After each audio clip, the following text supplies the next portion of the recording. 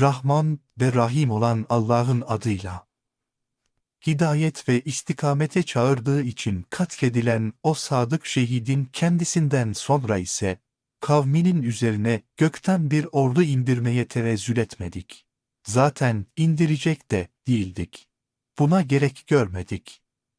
Ancak onlara sadece bir tek kahredici sayha, çığlık yekti. Anında yurtları yuvaları sönüvermişti. Yazıklar olsun bütün kafir ve gafil kullara ki onlara bir elçi gelmeye görsün. Mutlaka onunla alay ederlerdi, edeceklerdi. Görmüyorlar mı? Kendilerinden önce nice nesilleri helak ettik. Onlar bir daha kendilerine dönmemektedir. Yerlerinde yeller esmektedir. Ve eğer keşke bilselerdi ki, onların hepsi toplanmış olarak kıyamet günü huzurumuza getirileceklerdir. Ve hesaba çekilip cezasını göreceklerdir. Her kışın ölü hale gelen toprak, kendileri için ibretli bir ayettir ki, biz onu her baharda yağmurla yeniden diriltmekteyiz. Ondan hububat, taneler çıkartırız ki, böylelikle ondan yemektedirler. Biz orada, toprak alanlarda, hurmalıklardan ve üzüm bağlarından bahçeler kıldık. Ve içlerinde pınarlar fışkırttık. Bunların hepsi bizim nimetimizdir. Dünyayı yarattık ve çeşitli imkanlarla donattık ki, insanlar, onun ürünlerinden ve kendi ellerinin emeklerinden, tahıl çeşitlerinden, meyve ve sebzelerden yapıp ürettiklerinden yesinler ve yararlansınlar diye. Yine de şükretmeyecekler mi? Yerin bitirdiklerinden, kendi nefislerinden ve daha bilmedikleri nice şeylerden, bütün çiftleri yaratan Allah çok yücedir.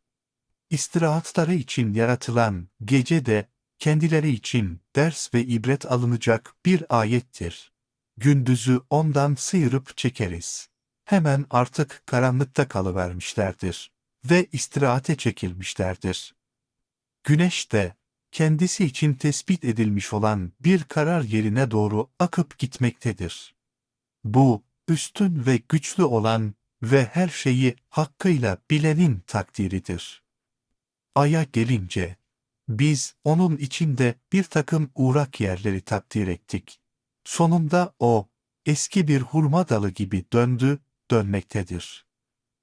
Ne güneşin Ay'a erişip yetişmeyeceği, ne de gecenin gündüzün önüne geçemeyeceği, muhteşem ve mükemmel bir düzen var edilmiştir. Her biri bir yörüngede yüzüp gitmektedir.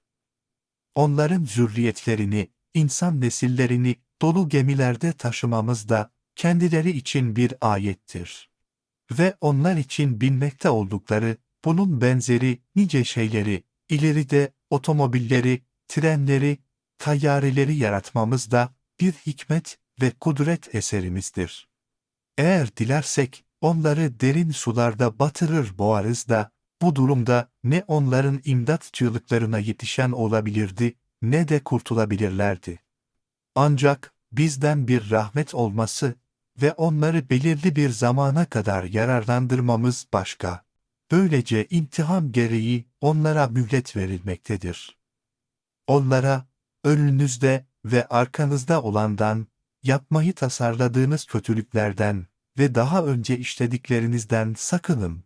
Belki esirgenirsiniz denildiğinde, dinlemeyip, inkara ve isyana devam ederlerdi. Onlara, Rablerinin ayetlerinden bir ayet, hüküm ve emir gelmeye görsün. Mutlaka ondan yüz çevirirlerdi. Ve onlara, size Allah'ın rızık olarak verdiklerinden infak edin denildiği zaman, o inkar edenler, iman edenlere derler ki, eğer dilemiş olsaydı zaten Allah'ın yedireceği, zengin edebileceği kimseyi biz mi yedirecekmişiz? Allah onlara da zenginlik verseydi, bize ne? Gerçekten siz, fakirlere zekat vermek ve infak etmekle, apaçık bir şaşkınlık içindesiniz diyerek, müminlerle dalga geçilmektedir. Sürekli, eğer doğru söylüyorsanız, bu tehdit etmekte olduğunuz yıkım ve azap ne zamanmış diyerek, Kafirler kendilerini avuta gelmektedir. Oysa onlar sadece tek bir çığlıktan başkasını gözetmemektedir. Belki de şeytan ordularının hezimetini bildiren bir TV haberi bütün ümitlerini yıkıverecektir. Onlar birbirleriyle çekişip dururken o kendilerini yakalayıverir. O vaat olunan gün gelince artık ne bir tavsiyede bulunmaya güç yetirebilirler ne de ailelerine geri dönebileceklerdir. Dünyada böyle rezil ve zelil edildikten sonra kıyamette de sura üfürülecektir. Böylece onlar kabirlerinden diriltilip Rablerine doğru dalgalar halinde süzülüp gidecektir. Şaşkınlıkla ve pişmanlıkla diyecekler ki, eyvahlar bize! Uykuya bırakıldığımız yerden bizi kim diriltip kaldırıverdi? Herhalde bu, Rahman olan Allah'ın vaat ettiğidir. Demek ki gönderilen elçiler doğru söylemişlerdi. Onları tekrar diriltmek üzere de sadece o, bir tek çığlıktan başkası gerekecek değildir.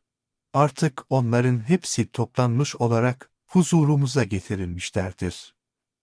Artık o gün hiç kimseye ve hiçbir şekilde zerre kadar zulmedilmeyecek, sadece yaptıklarınızın karşılığını göreceksiniz. Gerçek şu ki, bugün cennet halkı, tadılacak nimetlerin ve yaşanacak zevklerin en güzeline kavuştukları için, sevinç ve mutluluk dolu sürekli bir meşguliyet içindedirler. Kendileri ve eşleri, gölgelikler altındaki tahtlar üzerinde yaslanmış vaziyettedirler. Cennette, orada her çeşit taptaze meyveler onlar içindir. Ve istek duydukları, arzuladıkları her şey onlara verilecektir. Ayrıca en yüce saadet kaynağı olarak, çok esirgeyen Rab'dan onlara sözlü selam vardır ki, bu en büyük onur ve mutluluk vesilesidir. Mahşerde, ey suçlu günahkarlar! Ey mücrim kullar! Bugün siz müminlerden ayrılıp bir yana çekilin diye horlanacaktır. Ey Ademoğulları! Ben sizi uyarıp ant vermedim mi ki şeytana kulluk etmeyin. Çünkü o sizin için apaçık bir düşmandır. Ancak bana ibadet edin ki hidayet ve istikamet yolu budur. Başka yollar batıldır. Andolsun o, şeytan taifesi sizden birçok insan neslini saptırmış ve yoldan çıkarıp belaya bulaştırdığı halde yine de aklınızı kullanıp ibret almamıştınız. İşte şimdi bu size vaat edilmiş cehennemdir ki artık barınağınız burasıdır. İnkar ve nankörlük etmenize karşılık olmak üzere bugün oraya girin ve içinde sinin buyrulacaktır. İşte bugün ahirette hesaba çekilirken onların ağızlarını mühürleriz. İman ve iyilikten, küfür ve kötülükten yana bütün yapıp kazandıklarını elleri bize söylemekte, ayakları işlediklerine şahitlik etmektedir. Eğer dilemiş olsaydık, daha dünyadayken gözlerinin üstüne bastırır, kör ederdik. Böylece yola dökülüp divaneler gibi sağa sola koşuşurlardı. Fakat nasıl göreceklerdi ki? Eğer dileseydik oldukları yerde kılıklarını değiştirip zamanlarını donduruverirdik. Başkalaşım, metamorf sırrıyla onları farklı bir kalıba sokardık. Böylece ne zamanda ileri gitmeye ve ne de zamanda geri gitmeye güç yetirebilirlerdi. Biz kimin ömrünü uzatıyorsak, yaratılışta onu tersine de çeviriyoruz. İhtiyarlatıp güçten düşürüyoruz. Yine de akıllarını kullanmayacak ve gerçeği görmeyecekler mi? Çünkü biz ona, Resulullah'a şiir öğretmedik. Boş ve batıl sözler zaten ona yakışmaz da. Ona vahyedilen sadece gerçek bir öğüt ve apaçık bir Kur'an-ı Kerim'dir. Ve bu gerçekler size tebliğ edildi ki, Kur'an'la kalpleri diri olanları uyarsın ve inkar edenlere de azap sözümüz hak olsun ve gerçekleşsin ve hiçbir bahaneleri kalmasın diye gelmiştir. Bizzat kudret ellerimizin yaptıklarından kendileri için nice hayvanları yarattığımızı görmüyorlar mı? Böylece bunlara malik ve sahip oluyorlar. Biz onlara kendileri için boyun eğdirdik. İşte bir kısmı onların binekleridir. Bir kısmının da etini yiyorlar. Onlarda kendileri için daha nice yararlar ve içecekler vardır. Yine de şükretmeyecekler mi? Belki yardım görürler diye Allah'tan gayrı ilahlar edinip, süper güç sanılan tanrılara, zalim tağutlara ve işbirlikçi iktidarlarına tutunuverdiler. Ne var ki onların, o sahte ilahların kendilerine gerçek anlamda yardım etmeye güçleri yetmez. Oysa kendileri onlar için hazır bulundurulmuş askerlerdir. Olur ki yardım görürler, makam ve menfaate erişirler umuduyla, zalim ve kafir merkezlerin ve ABD ve NATO gibi şeytani güçlerin güdümüne girenler, bunların açık ve yaygın zulümlerine alet ve ortak olmamaya dikkat ve gayret etmelidir. Ey Nebim! Öyleyse onların sözleri seni hüzne kaptırıp üzüntü vermesin. Gerçekten biz, o din istismarcısı ve gavur sığınmacısı olanların sakladıklarını da, açığa vurduklarını da bilmekteyiz. Ve yakında hesaplarını göreceğiz. İbretle bakıp, görmez ve düşünmez mi o edepsiz insan ki, biz onu bir damla meni, lütfeden yarattık ve biraz dünyalık imkan ve fırsatlarla donattık da, şimdi çenesi düşük bir çekişmeci ve açık bir rakip kesilmiştir. Üstelik, kendi yaratılışını unutarak bize misal vermeye kalkıştı ve şu çürümüş kemikleri kim diriltecekmiş diye delil göstermeye yeltendi. De ki, onları ilk defa yaratıp inşa eden Allah diriltecektir. O, her yaratmayı bilendir. Ki, O, size yeşil bir ağaçtan bir ateş kılandır. Siz de ondan yakıyorsunuz. Hala düşünmez misiniz? Gökleri ve yeri böylesine muhteşem ve mükemmel yaratan Allah, onların benzerini yaratmaya güç yetirecek değil midir? Elbette güç yetirir.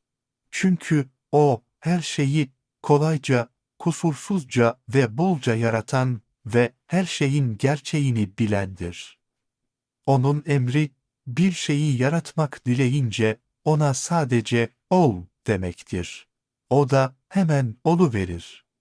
Her şeyin melekutu, hükümranlık ve mülkü elinde bulunan Allah ne yücedir. Siz önünde sonunda mutlaka O'na döndürüleceksiniz. Hesaba çekilip hak ettiğinizi göreceksiniz. Saffat Suresi 182 ayet Mekke'de inmiştir. Rahman, Rahim olan Allah'ın adıyla.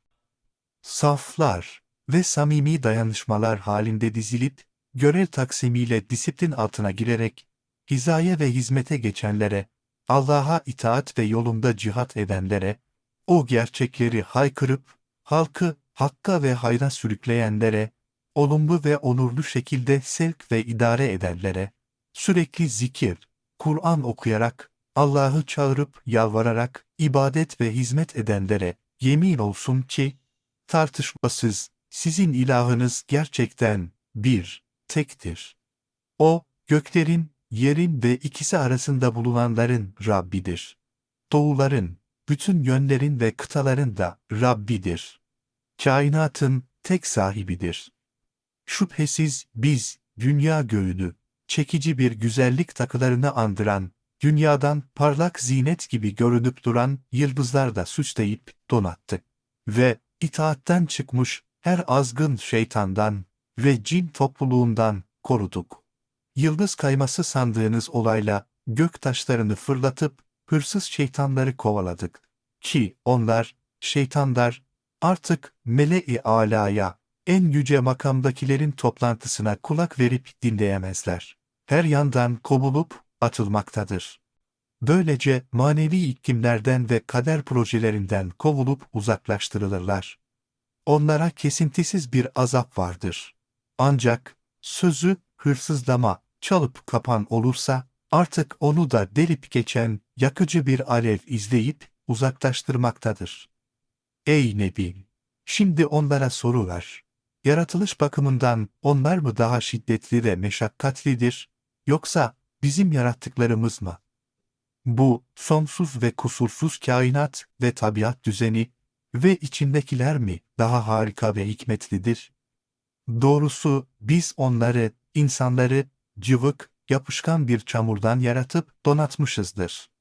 Belki sen hayret ve hayranlıkla baktığın bu muhteşem yaratışa ve onların inkarına şaşıp kalmaktasın.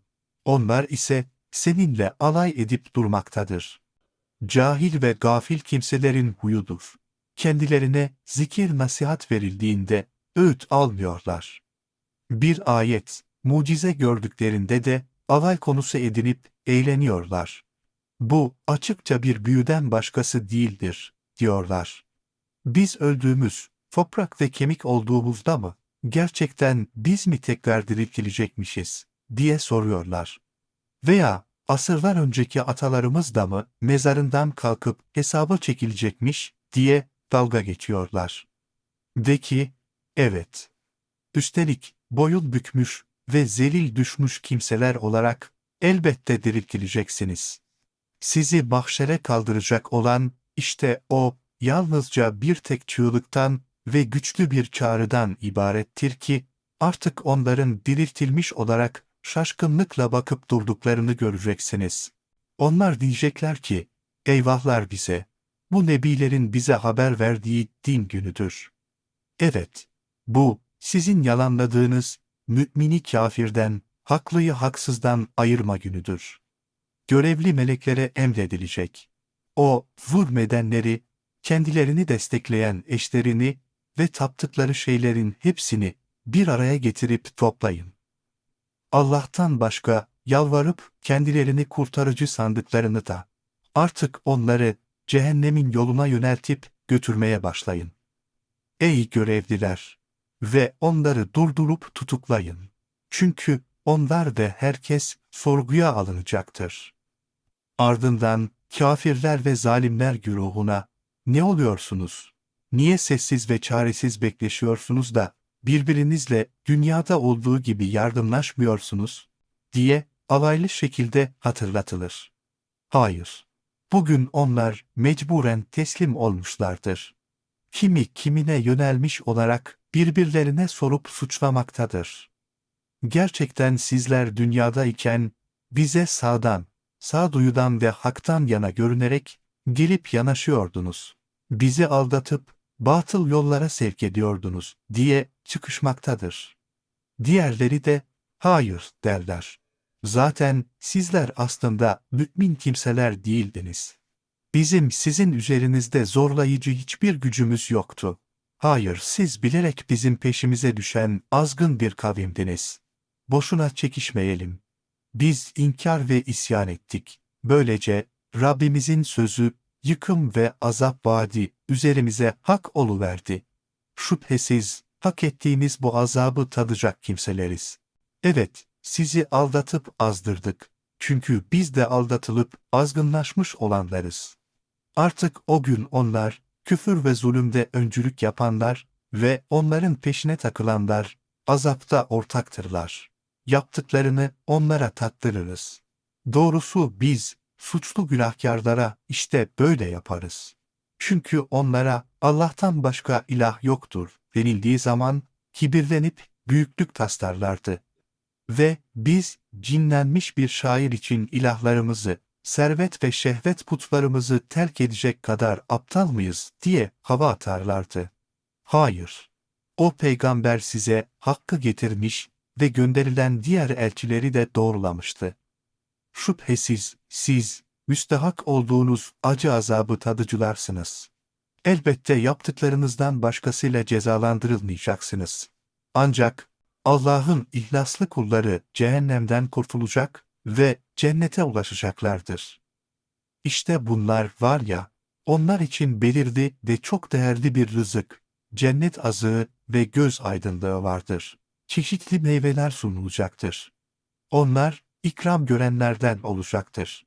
Nimetlerle donatılmış naim cennetlerde sonsuz mutluluğa ulaşacaktır.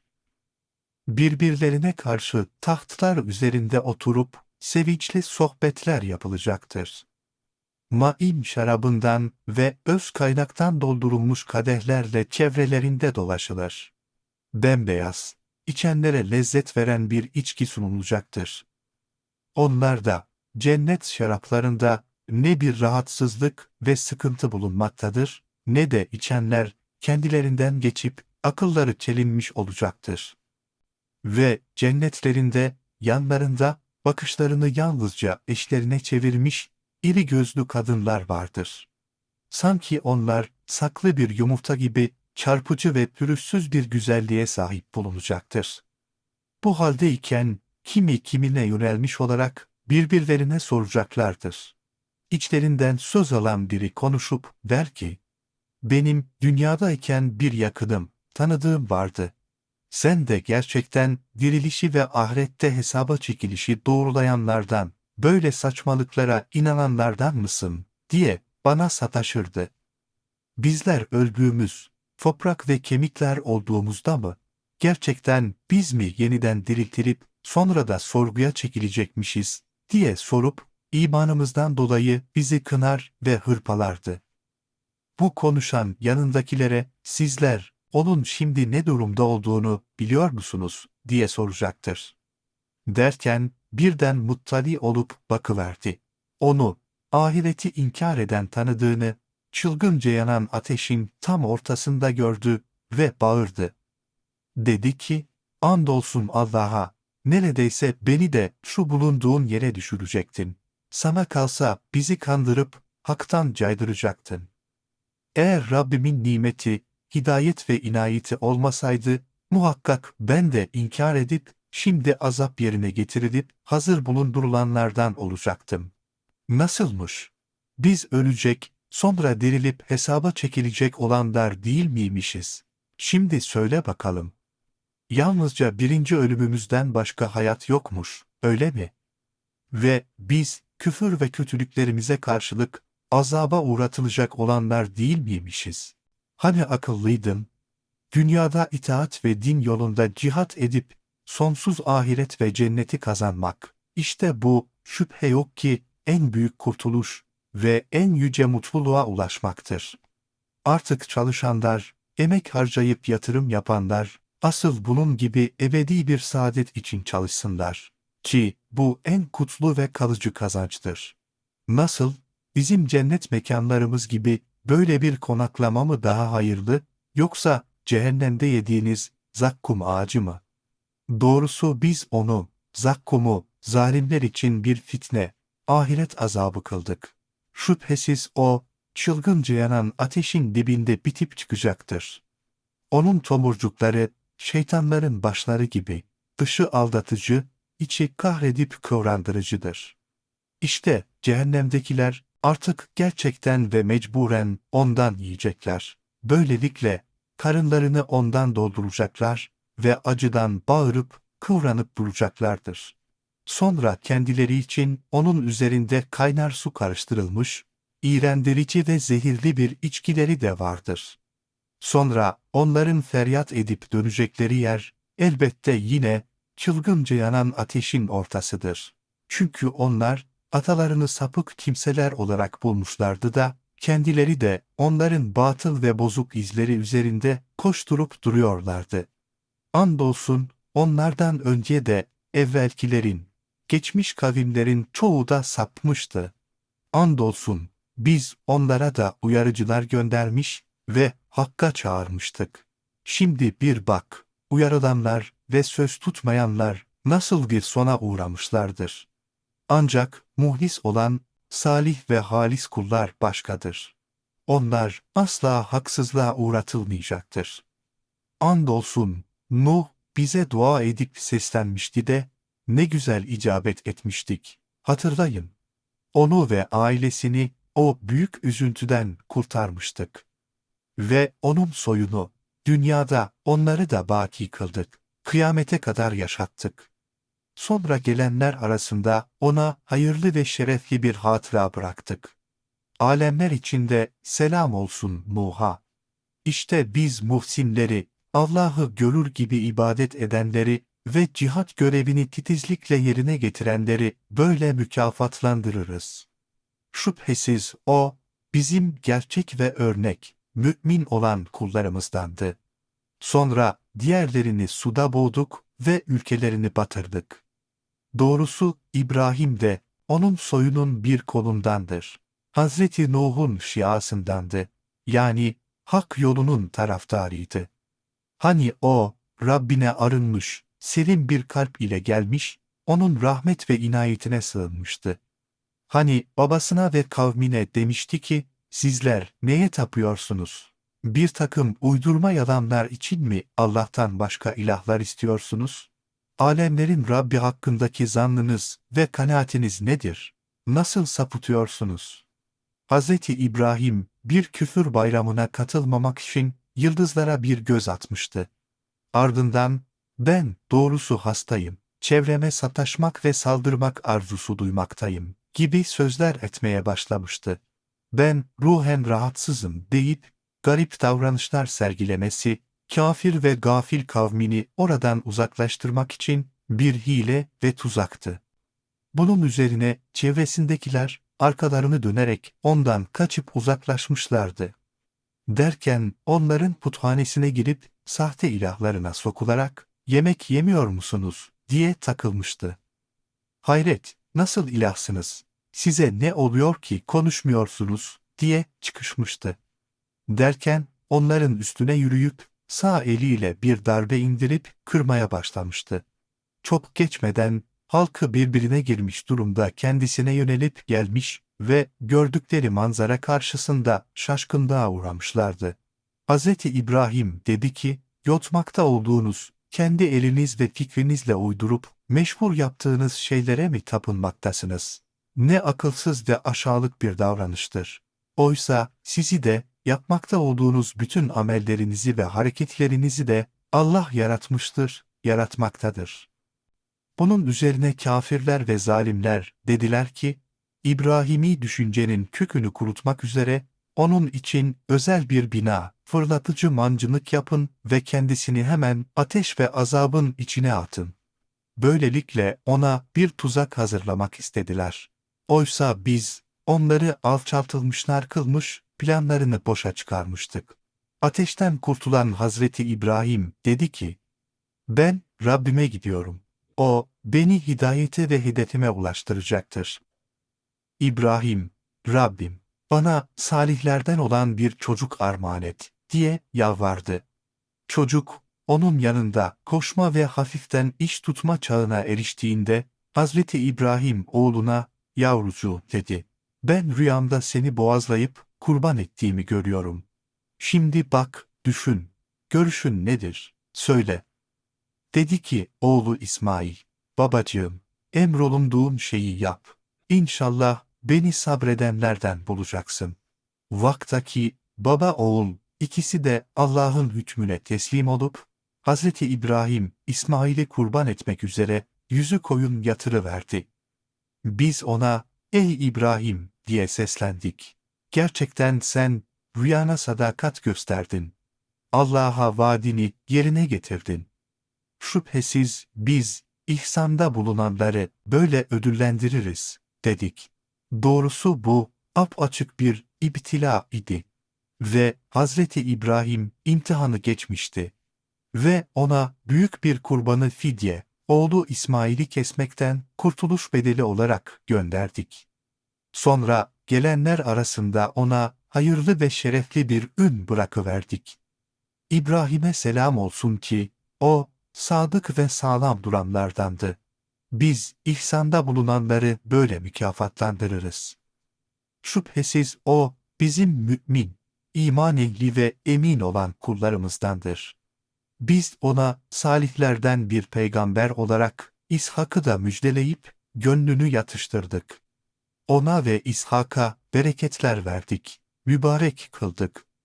İkisinin soyundan ihsanda bulunan, muhsin olan iman ve iyilik ehli de vardır Açıkça kendi nefsine zulmeden, küfür ve kötülüğe düşenler de vardır. Andolsun, biz Musa'ya ve Harun'a da lütufta bulunmuş, sahip çıkmıştık. Onları ve kavimlerini o büyük üzüntüden kurtarmıştık. Onlara yardım ettik de, böylece Firavun düzenine ve zalim güçlere üstün gelenler olmuşlardı.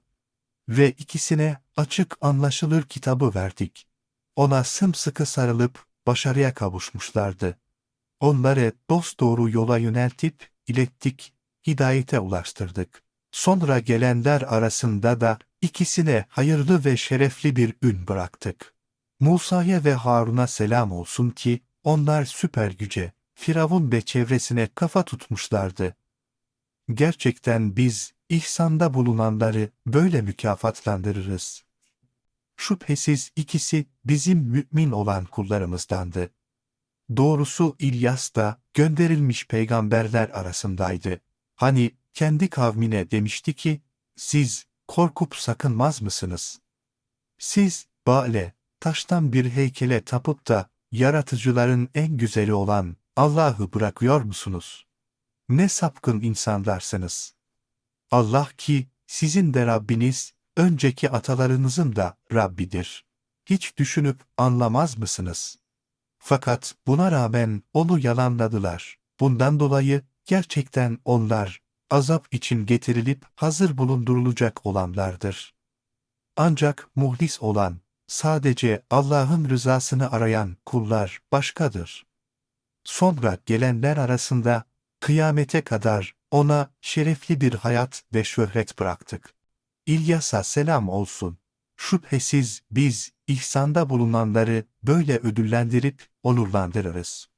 Şüphesiz o, bizim mümin, sağlam iman ehli ve emin olan kullarımızdandı.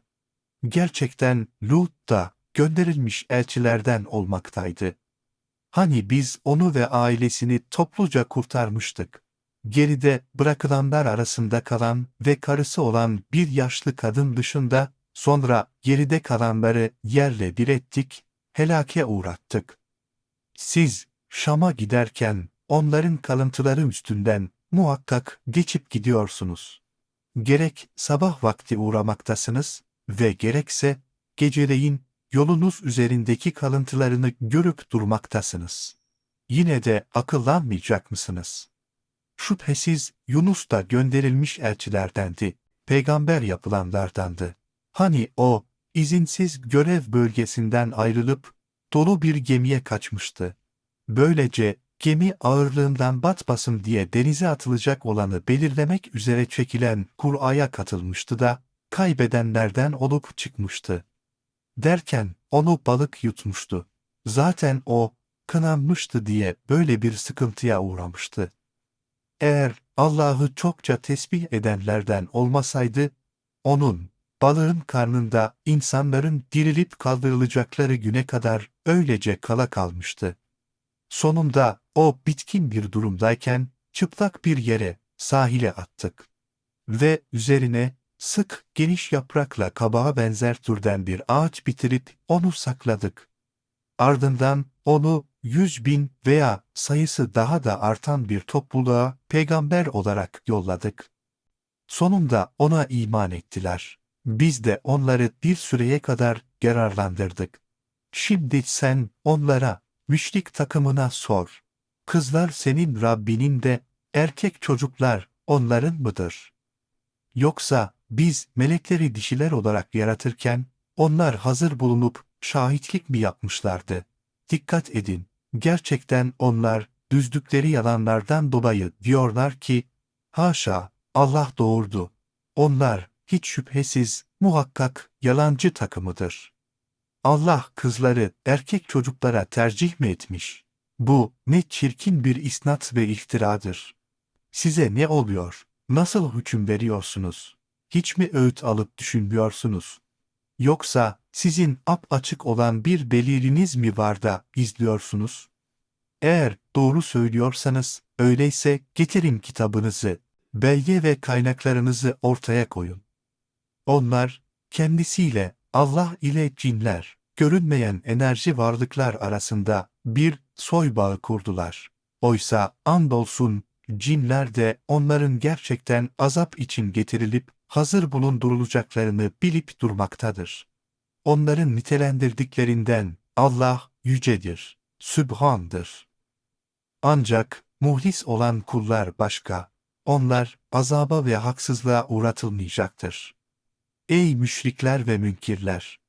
Artık siz de, tapmakta olduklarınızda, hepiniz bir araya gelseniz, yine de ona, Allah'a karşı kimseyi fitneye sürükleyecek ve ifsat edecek değilsiniz. Ancak, kendisi çılgınca yanan ateşe girecek olan, beyinsiz ve nasipsiz kimseler başka. Sadece onları saptırabilirsiniz. Melekler, nuraniler ve ruhaniler der ki, bizden her birimiz için belli bir makam vardır. Herkes hizmet ve görev sınırının farkındadır. Biziz, o, saf saf halinde dizilmiş, farklı görevler üstlenip, iş bölümü yapıp kenetlenmiş kimseler, gerçekten biziz. Her an Allah'ın emrine hazır bulunmaktayız. Evet, biziz. O sürekli tesbih ve tenzih ederek Allah'ın emirlerini harfiyen yerine getirenler de gerçekten biz olmaktayız. Onlar, müşrikler ve münafıklar her ne kadar şöyle deyip durmaktaydı. Eğer yanımızda öncekilere verilenlerden bir zikir, kitap bulunmuş olsaydı, gerçekten bizler de Allah'ın muhlis olan kullarından olurduk diye yalan iddialarda bulunmaktaydı. Çünkü kitap gelince onu tanımayıp inkara kalkışmışlardı. Yakında her şeyi anlayıp bileceklerdir. Andolsun, peygamber olarak gönderilen kullarımıza şu sözümüz geçmiştir. Tarafımızdan şu garantiyi vermişizdir. Mutlaka kendilerine yardım edilecek, nusret verilecektir. Ve hiç şüphesiz bizim askerlerimiz ve desteklediklerimiz galip gelecek ve zafere erişecektir. Öyleyse sen bir süreye kadar onlardan yüz çevir ve onları seyret. Azabı yakında göreceklerdir. Şimdi onlar bizim azabımızı acele mi istemektedir? Oysa azap onların sahasına, iktidar ve saltanatlarına indiği zaman uyarılıp korkutulanların sabahı ne kötü ve ne fecidir.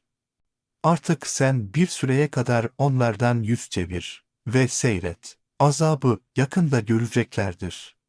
Üstünlük ve güç, izzet sahibi olan senin Rabbin, onların nitelendirdiklerinden, her türlü acizlikten ve vaadinden dönmekten elbette yücedir. Gönderilmiş bütün peygamberlere selam olsun. Ve alemlerin Rabbi olan Allah'a hamdolsun. Her türlü hürmet, övgü ve teşekkür ona mahsustur. Sa'd Suresi 88 ayet Mekke'de inmiştir. Rahman, Rahim olan Allah'ın adıyla. Sa'd. Zikir, ibret ve hikmet dolu şerefli Kur'an'a andolsun ki, kesinlikle o inkarcı nankörler ve isyan içindeki gafiller, boş bir büyüklenme, izzet ve haktan ayrılıp bölünme, şikak ve nifak içindedir. Biz kendilerinden önce nice kuşakları helak edip yıkıma uğrattık da, onlar çaresiz yalvarıp feryat etmişlerdi. Ancak artık kurtulma zamanı değildi. Kendilerine içlerinden bir uyarıcının gelmesine hayret etmişler ve kafirler, bu yalan söyleyen bir büyücüdür demişlerdi. Bütün ilahları bir tek ilah mı yapıyor? Bütün yetkiler tek bir ilahta mı toplanıyor? Doğrusu bu şaşırtıcı bir şey diye itiraz etmişlerdi. Onlardan önde gelen bir grup, haydi yürüyün, ilahlarınıza, batıl dini kurallarınıza ve din adamlarınıza karşı bağlılıkta kararlı olun. Çünkü sizden asıl istenen ve beklenen budur, diyerek kalkıp yürüyüşe geçmişti veya çekip gitmişti. Biz bunu diğer son dinde, başka milletlerde ve kendi gelenek ve göreneklerimiz içinde hiç işitmedik. Bu içi boş bir uydurmadan başkası değildir, diye itiraz etmişlerdi. Haydi bir kitap gerekliydi diyelim.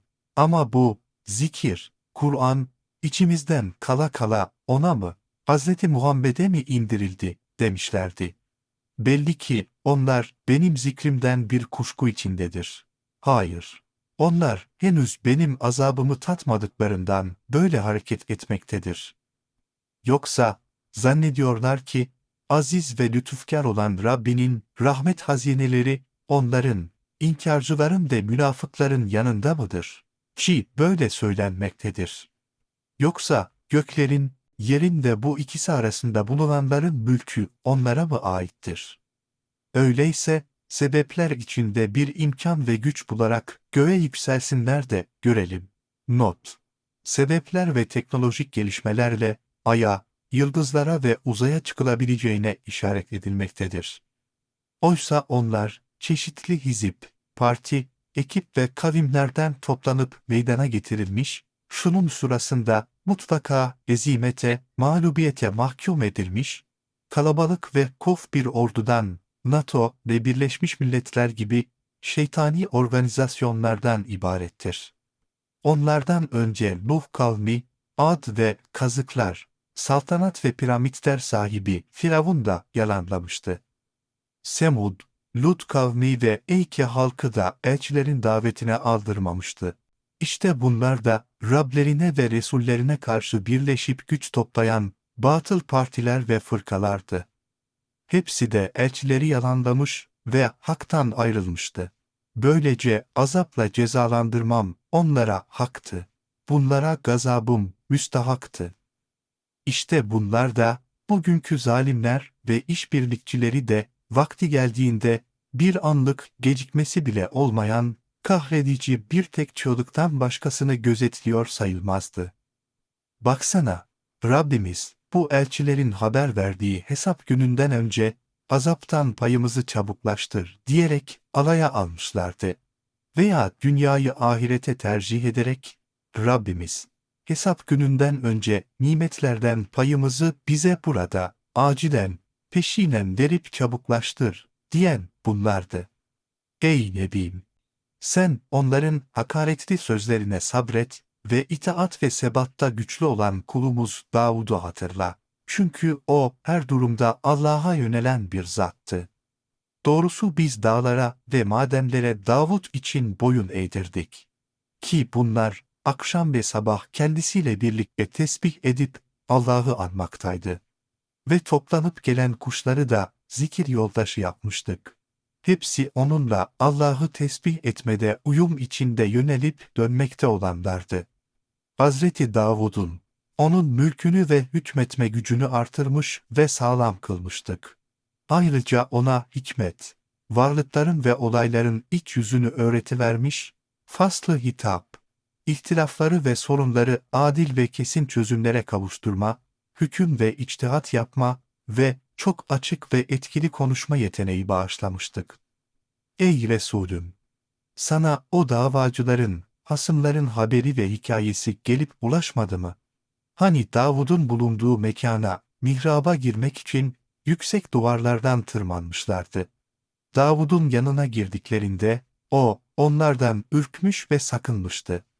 Dediler ki, korkma, biz iki davacıyız.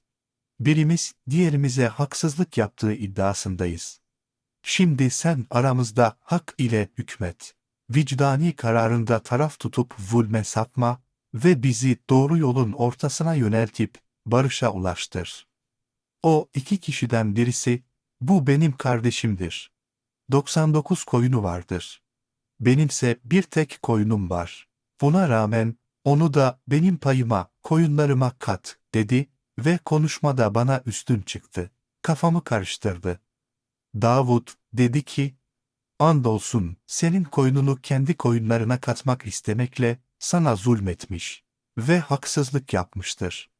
Doğrusu, emek ve mali güçlerini birleştirip katan ortaklardan çoğu, birbirlerine karşı tecavüz ederler. Ancak iman edip salih amellerde bulunanlar başka. Ama onlar da ne kadar azdır. Davud, gerçekten bizim onu imtihan ettiğimizi sandı. Böylece Rabbinden bağışlanma diledi ve rükû ederek yere kapandı ve bize gönülden yönelip bağlandı. Biz de şüphe ve endişesinden dolayı böylece onu bağışladık. Şüphesiz onun, Davud'un bizim katımızda gerçekten bir yakınlığı ve varılacak güzel bir makamı bulunmaktadır. Biz ona şunları hatırlattık. Ey Davud! Biz seni yeryüzünde halife, devlet ve hükümet reisi ve ümmetinin peygamberi yaptık. O halde insanlar arasında adaletle hükmet. Sakın hevaya ve nefsi arzulara uyma. Zira heva ve heves seni Allah'ın yolundan ayırıp uzaklaştırır. Doğrusu hesap gününü unutarak Allah'ın yolundan sapanlara çok çetin bir azap vardır. Biz göğü, yeri ve ikisi arasındakileri batıl olarak ve amaçsızca yaratmadık. Bunlar bir tesadüf eseri de değildir. Bu, inkar edenlerin boş zannıdır. Her şey ve herkes bir hikmet ve hizmet için vardır. Ateşe girecek inkarcıların vay haline ki, onları hak ettikleri şekilde azaplandıracağız. Yoksa biz iman edip salih amellerde bulunanları, yeryüzünde bozgunculuk çıkaranlar gibi, onlarla bir mi tutacağız? Ya da muttakileri facirler gibi bir mi sayacağız? Böyle bir haksızlık bizim adaletimize yakışır mı? Bu Kur'an, ayetlerini düşünüp anlasınlar ve akıl sahipleri öğüt alsınlar diye sana indirdiğimiz mübarek bir kitaptır. Biz Davud'a Süleyman'ı armağan ettik. O ne güzel kuldu. Çünkü o daima Allah'a yönelip bağlanan biriydi. Her konuda Allah'a sığınırdı. Hani ona akşama yakın bir ayağını tırnağı üstüne dikip duran, öbür 3 ayağıyla toprağı kazıyan, yağız ve pahalı koşu atları bağışlanmıştı. O da demişti ki, gerçekten ben bu mal veya at muhabbetini sadece Rabbimi zikretmeme, ona ibadet ve hizmetime vesile olmasından dolayı sevip tercih ettim. Sonunda bu atlar koşmuş ve toz perdesinin arkasına saklanmışlardı. Onları bana geri getirin, dedi. Sonra onların bacaklarını ve boyunlarını meshedip okşamaya başladı. Güya bu atlar, Hazreti Süleyman'ı Allah'tan ve itaatten alıkoyduğu için, tutup onların boyunlarını ve bacaklarını kesmeye başladığı yorumları, fıtrata ve şefkate aykırıdır. Andolsun, biz Süleyman'ı imtihana uğratmış, bir hastalıktan ötürü tahtının üstünde bir ceset haline getirip bırakmıştık. Sonra Rabbine yönelip yalvarmış ve eski durumuna ulaşmıştı. Hazreti Süleyman, Rabbim, beni bağışla ve benden sonra hiç kimseye nasip olmayacak bir mülkü, maddi imkan ve iktidarı bana armağan et. Şüphesiz sen, karşılıksız armağan edensin, diye yalvarmıştı. Evet, hakkı ve adaleti yürütmek, halka hizmet, hayra rehberlik etmek ve bu yolda Allah'ın rızasına erişmek maksadıyla Mevla'dan imkan ve iktidar istenebilir ve bu yönde çalışmalıdır.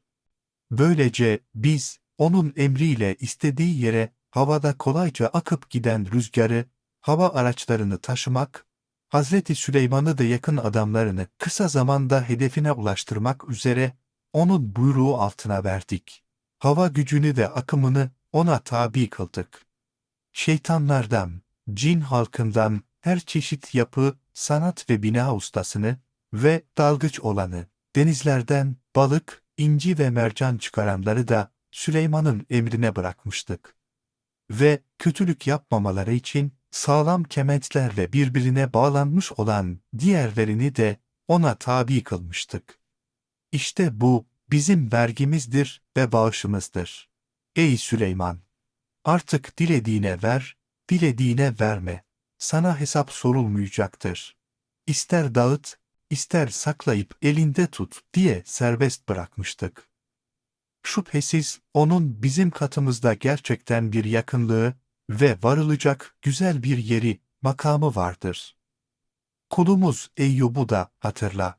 Hani o, doğrusu şeytan, bana kahredici bir acı hastalık sıkıntısı ve azap kahrı dokundurdu diye Rabbine nida edip yakarmıştı. Biz de ona şöyle vahyettik. Ayağını depret, yere vur. İşte, yıkanacak ve içilip kanacak, soğuk bir su çıkacak. Onunla sağlığına ve huzura kavuşacaksın. Katımızdan ona bir rahmet ve temiz akıl sahiplerine bir öğüt ve ibret olmak üzere, ailesini de onlarla birlikte birkaç mislini de bağışladık. Sağlık, huzur ve rahata ulaştırdık. Ve eline bir deste ekin sapı al. Böylece onunla vur ve andını bozma diyerek yemin kefaretini kolaylaştırdık. Gerçekten biz onu, Eyyub'u sabredici bulduk. O, ne güzel kuldu. Çünkü o, daima Allah'a yönelip dönen biriydi. Hep Rabbine sığınırdı. Not: Yıllar süren hastalık ve darlık sırasında, hizmetinden usanıp sızlanan hanımına kızıp, ona 40 sopa vuracağına dair yemin lafı ağzından çıkmıştı. Bu ayetle hafif ve nahif, zayıf olan 40 buğday sapını bağlayıp, eşine bir tane vurmasıyla bu yemininden kurtulacağı hatırlatılmıştı. Böylece tüm Müslümanlara da bu tür cezalarda bir kolaylık yolu açılmıştı. Katımızdan güç ve basiret sahibi olan kullarımız İbrahim'i, İshak'ı ve Yakub'u da hatırla. Gerçekten biz onları ve tabii her asırdaki sadık ve sağlam Müslümanları, tam bir samimiyet ve gayretle, yurdu düşünüp anan, dünyada memleket, ahirette cennet şuuru taşıyan, ihlas sahipleri kıldık. Ve gerçekten onlar bizim katımızda seçkinlerden ve iyilik ehli sayılanlardandı. İsmail'i, Elyesa'yı ve Zülkif'i hatırla. Hepsi de çevresine de ümmetine hayırlı olanlardandı. Bu Kur'ani öğütler bir zikir ve hatırlatmadır. Şüphesiz muttakiler için elbette varılacak güzel bir yer vardır. Sonsuz ve kusursuz mutluluk diyarı, adın cennetleri, muttakilere hazırlanmıştır. Kapılar onlara açılmıştır. Orada koltuklara yaslanıp dayanmışlardır. Orada birçok meyve ve şarap istemektedirler. Ve arzuladıkları her şey onlara sunulmaktadır. Ve yanlarında bakışlarını yalnızca eşlerine çevirmiş, yaşıt ve gönül okşayıcı kadınlar vardır. İşte hesap günü size vaat edilen bunlardır. Herkes ettiğini bulacak, ektiğini toplayacaktır. Şüphesiz bunlar, asla bitip tükenmesi olmayan rızıklarımız ve ihsanımızdır. Bu, böyle işte. Gerçekten azgınlar içinde muhakkak varılacak kötü bir yer vardır. Cehennem ki, onlar oraya sokulup yaslanacaktır. O ne kötü bir yataktır. İşte bu, onların içeceği, kaynar su ve irin olacaktır. Onu tatsınlar ki, bağırları dağlanacaktır. Ve onun bu azap şeklinden başka, çift çift, çeşit çeşit olan daha beter acılar vardır. Müşrik olan bazı hakim zalim güçlere ve hain işbirlikçilerine şöyle seslenilecektir. İşte bunlar da, dünyada sizinle birlikte küfür ve zulüm sisteminin devamı için direnen, şeytani bir fedakarlık damarıyla, bazı zorluklara göğüs gerenlerdir ve şimdi cehenneme girenlerdir. Onlara bir merhaba bile yoktur. Çünkü onlar ateşi boylayacaklardır. Onlara uyan çıkarcı ve kolaycı halk yığınları ise, hayır. Sizler var ya, asıl size bir merhaba yok. Siz rahat yüzü görmeyin. Çünkü bunu, azabı siz bizim önümüze sürdünüz. Dünyada siz bizi aldatıp peşinizden sürüklediniz. Bu, cehennem ne kötü bir durak. Başımıza neler getirdiniz diye çıkışacaklardır. Derler ki, Rabbimiz, kim bunu bizim önümüze sürdüyse, ateşteki azabını kat kat artır. Ve yine kafirler ve münafık kimseler derler ki, bize ne oluyor ki kendilerini şerir, kötülerden, düşük kimselerden saydığımız adamları, mümin ve mücahit insanları burada, cehennem ortamında göremiyoruz, onlar nerede kaldı? Oysa biz onları bir alay konusu edinip aşağılamıştık. Yoksa gözler mi onlardan kaydı? Dikkatlerimizden mi kaçtı? İşte cehennem ehlinin bu birbiriyle çekişmesi kesin bir gerçektir. ve mutlaka yaşanacaktır. Ey Nebim! De ki, ben sadece bir uyarıcıyım. Bir olan, kahredici gücü bulunan Allah'tan başka bir ilah yoktur. Sizi ona kulluğa çağırmaktayım. O Allah ki, göklerin, yerin ve ikisi arasında bulunanların Rabbidir. Üstün ve güçlü olandır. Bağışlayandır. De ki, bu, Kur'an, her konuda ve hakkın hakimiyeti hususunda ne büyük ve gerçekçi bir haberdir ki, onu bekleyin bakalım. Ama maalesef sizler ise hala ondan yüz çevirip durmaktasınız. Boşuna hasımlaşıp tartıştıkları mele-i âlâ, yüce topluluk ve kader tayini hakkında benim bile hiçbir bilgim yok iken, o gafiller ve cahiller neyin peşinde koşmaktadır? Bana ancak yalnızca apaçık bir uyarıcı olduğum vahyolunmaktadır. Hani Rabbin meleklere şöyle buyurmuşlardı: gerçekten ben, süzme özeme çamurdan bir beşer yaratacağım. Onu tesviye edip düzelttiğimde, insan şekline getirdiğim ve ruhumdan ona üflediğimde ise, derhal ona secdeye kapanın. Bunun üzerine meleklerin hepsi hürmeten Hazreti Adem'e topluca secdeye varmıştı. Yalnız iblis hariç. O büyüklük taslamış ve kâfirlerden olup çıkmıştı. Allah dedi ki, ey iblis! İki elimle yapıp yarattığıma, insan denen bu sanat harikama, seni secde etmekten alıkoyan neydi? Büyüklük mü tasladın? Yoksa kendini yükseklere çıkanlardan mı sandın? Şeytan dedi ki, ben ondan daha hayırlıyım. Sen beni ateşten yarattın, onu ise çamurdan yarattın. Allah dedi ki, öyleyse oradan, cennetten çık. Artık sen kovulmuş bulunmaktasın.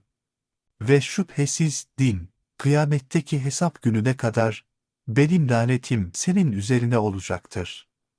İblis dedi ki, Rabbim, öyleyse onların dirilecekleri ve hesaba çekilecekleri güne kadar bana süre ve onları saptırıp azdırmam için fırsat tanı. Allah buyurdu ki, o halde, haydi, sen, süre, mühlet sağlananlardansın. Bilinen vaktin gününe kadar sana fırsat tanınmıştır. Bunun üzerine şeytan dedi ki, senin izzetin adına andolsun ki, ben, onların tümünü mutlaka azdırıp kışkırtacağım. Yalnız dininde ve davasında sadık olan halis kulların hariç, onları yoldan çıkaramayacağım. Cenab-ı Allah ise, işte bu Kur'an bütün haber ve hükümleriyle haktır. Ve ben, sadece ve elbette, hakkı söylerim buyurmuşlardı. Ey iblis! Andolsun, senden ve içlerinde sana tabi olacak kimselerden, tümüyle cehennemi dolduracağım. Ey Resulüm! Onlara de ki, ben bu davet ve hizmetime karşılık, sizden bir ücret istemiyorum. Kendi kafamdan yararsız ve yapmacık bir takım zahmet ve külfetler de uydurmuyorum. Görevim sadece tebliğ ve irşattır.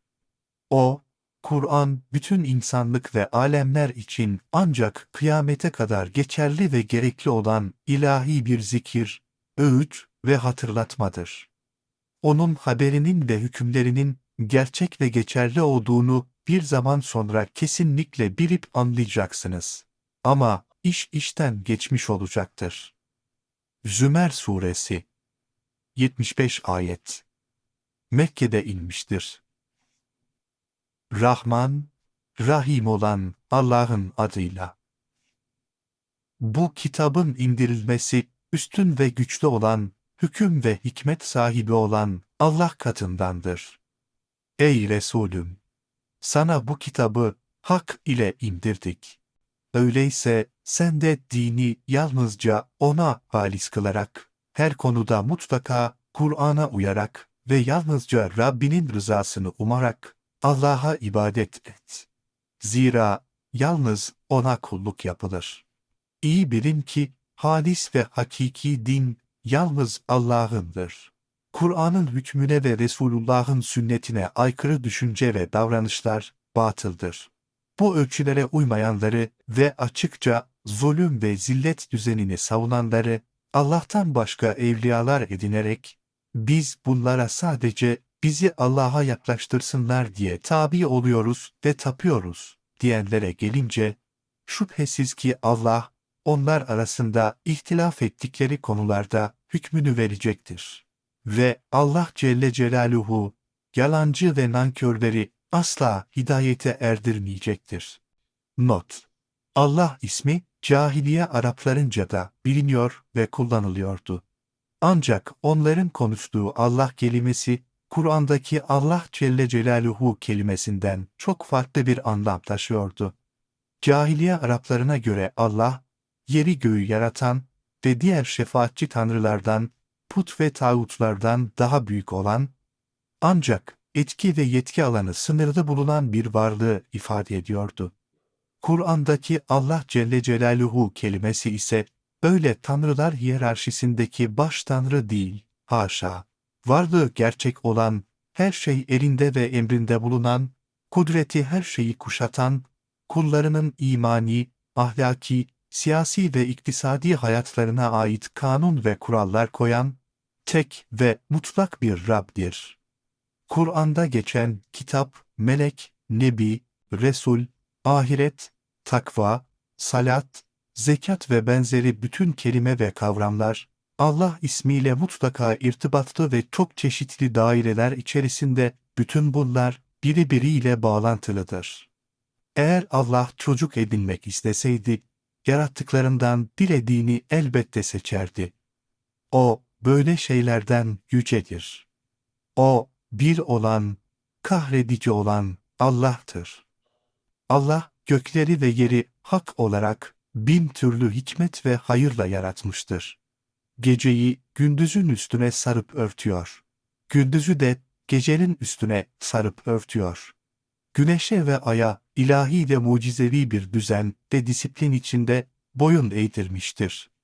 Her biri adı konulmuş bir ecele, süreye kadar akıp gitmektedir. Haberin olsun. O, üstün ve güçlü olandır. Bağışlayandır. Allah Celle Celaluhu, sizi tek bir nefisten, Hazreti Adem'den yarattı. Sonra ondan kendi eşini, Havva'yı var etti ve sizin için davarlardan, evcil hayvanlardan 8 çift indirip, hizmetinize amade kıldı. Sizi annelerinizin karınlarında, 3 karanlık içinde bir yaratılıştan sonra bir başka yaratılışa dönüştürüp yaratmaktadır. İşte Rabbiniz olan Allah budur. Mülk O'nundur. Ondan başka ilah yoktur. Buna rağmen nasıl çevriliyorsunuz? Bu yaptığınız tam bir akılsızlık ve sapkınlıktır. Eğer inkar edecek olursanız, artık şüphesiz Allah size karşı hiçbir ihtiyacı olmayandır ve O, kulları için küfre, inkara ve isyana rızası bulunmayandır. Ve eğer şükrederseniz, sizin yararınız için ondan razı olur. Hiçbir günahkar, bir başkasının günah yükünü yüklenmez. Herkes sadece kendi yapıp ettiklerinin ve sebebiyet verdiklerinin karşılığını görecektir. Sonra Rabbinize döndürüleceksiniz. Böylece yaptıklarınızı size haber verecektir. Şüphesiz O, sinelerin özünde saklı olanı bilip durmaktadır. İnsana bir zarar, sıkıntı dokunduğu zaman, gönülden ve içtenlikle yönelmiş olarak Rabbine dua edip yalvarır. Sonra ona kendinden bir nimet verdiği zaman, daha önce ona dua ettiğini unutup, halkı onun yolundan saptırmak amacıyla Allah'a eşler koşmaya başlamaktadır. De ki, İnkarınla biraz dünya zevklerinden yararlan. Çünkü sen ateşin halkındansın. Yakında bu hayali ve şeytani dünyan başına yıkılacaktır. Şimdi bunlar mı hayırlıdır, yoksa gece yarıları kalkıp namaz için kıyama duran ve secdeye varanlar, canu gönülden itaat edip, ahiretten korkan ve Rabbinin rızasını ve rahmetini umanlar mı? De ki, hiç bilenlerle bilmeyenler, ilim sahibi kimselerle cahiller bir olur mu? Şüphesiz ancak temiz akıl sahipleri düşünüp öğüt alır. De ki, ey iman eden kullarım! Rabbinizden korkun. Ona itiraz ve isyandan sakının. Bu dünyada iyilik edenler için elbette iyilik vardır. Allah'ın arzı geniştir. Rızkını ve İslami yaşamını her tarafta arayıp bulmalıdır. Ancak sabredenlere ecirleri hesapsızca ödenip karşılığını alacaktır. De ki, bana dini yalnız Allah'a halis kılarak, her konuda Kur'an'ı ve Resulullah'ı ölçü alarak, ona ihlas ile ibadet etmem emrolunmuş bulunmaktadır. Ve ben, Müslümanların ilki, imanda ve hayırda örneği ve önderi olmamla emrolunmuş durumdayım. Ey Nebim! De ki, ben Rabbime isyan ettiğim takdirde, büyük bir günün azabından korkarım. De ki, ben dinimi, her konuda esas alıp uyacağım hayat prensiplerimi sadece ona has kılarak, Kur'an ve sünneti ölçü tutarak Allah'a ibadet ederim. Siz de imtihan için serbestseniz, onun dışında dilediğinize ibadet edin, hepsi geçersizdir. De ki, asıl hüsrana düşenler, işte böylece kıyamet gününde kendilerine, ailesine, yakın çevresine ve müntesiplerine yazık edenlerdir.